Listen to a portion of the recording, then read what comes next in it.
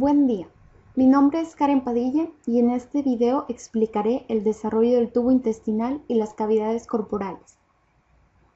Generalidades.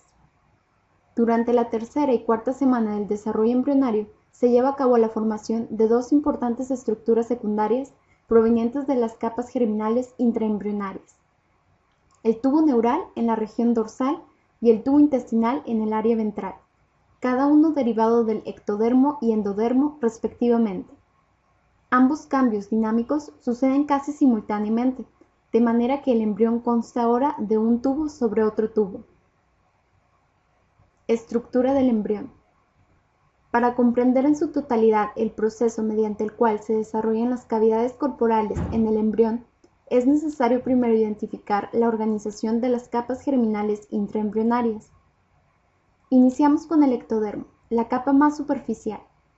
Enseguida, la capa media o mesodermo se diferencia en tres secciones: el mesodermo paraxial, que da origen a somitómeros y somitas; el mesodermo intermedio, que contribuye en el desarrollo del sistema urogenital; y la placa lateral, que está implicada en la formación de la cavidad del cuerpo.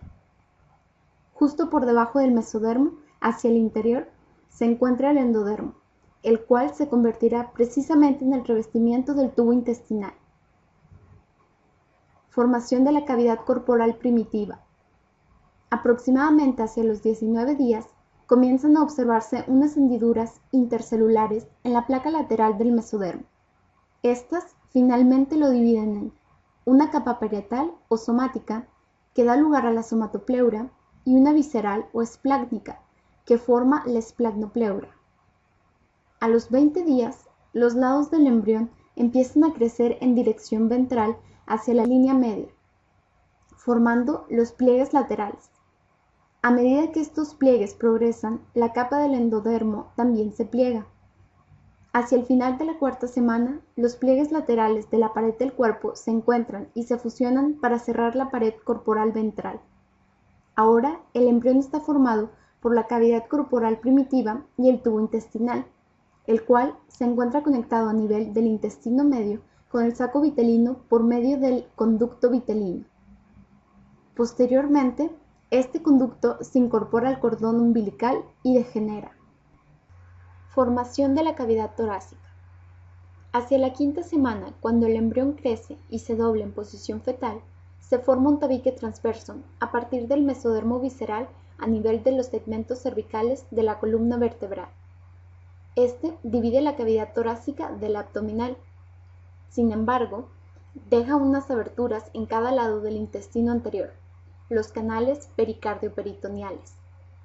En este punto se pueden identificar dos nuevas estructuras: las yemas pulmonares y los pliegues pleuropericardiales en la región anterior, que contienen a las venas cardinales comunes y los nervios frénicos. Cuando las yemas pulmonares se desarrollan, se expanden en dirección caudolateral dentro de los canales pericardio-peritoneales. Esto provoca que los canales se vuelvan demasiado pequeños y, por tanto, los pulmones se deben expandir dentro del mesénquima de la pared del cuerpo hacia las partes dorsal, lateral y ventral. Simultáneamente, el mesodermo de la pared del cuerpo se divide en dos componentes: la pared definitiva del tórax y las membranas pleuropericardiales. Posteriormente, con el descenso del corazón y los cambios de posición del seno venoso, las venas cardinales comunes, junto con las membranas pleuropericardiales, son empujadas hacia la línea media. Estas últimas se fusionan entre sí y con el pedículo pulmonar, y la cavidad torácica queda dividida en una pericárdica y dos pleurales. Formación del diafragma. Durante etapas posteriores, aproximadamente en la séptima semana, la abertura formada por los canales pericardio-peritoneales se cierra mediante unos pliegues en forma de arco, los pliegues pleuroperitoneales. Estos se extienden hacia la parte central y ventral para formar el diafragma, fusionándose con el mesenterio del esófago, que constituirá los pilares del diafragma, y con el tabique transverso, que formará el tendón central. Más tarde se agrega un borde periférico a estas membranas y se da paso a la migración de los mioblastos de las somitas de las vértebras cervicales de la tercera a la quinta, quienes formarán la parte muscular del diafragma. Cabe destacar que el diafragma en desarrollo ya se ubica a nivel de los somitas torácicos, debido al crecimiento acelerado de la parte dorsal en comparación con la región ventral. Membranas serosas. Tanto las cavidades corporales, incluyendo la peritoneal, pleural y pericárdica, como los órganos dentro de estas, están cubiertos por membranas serosas.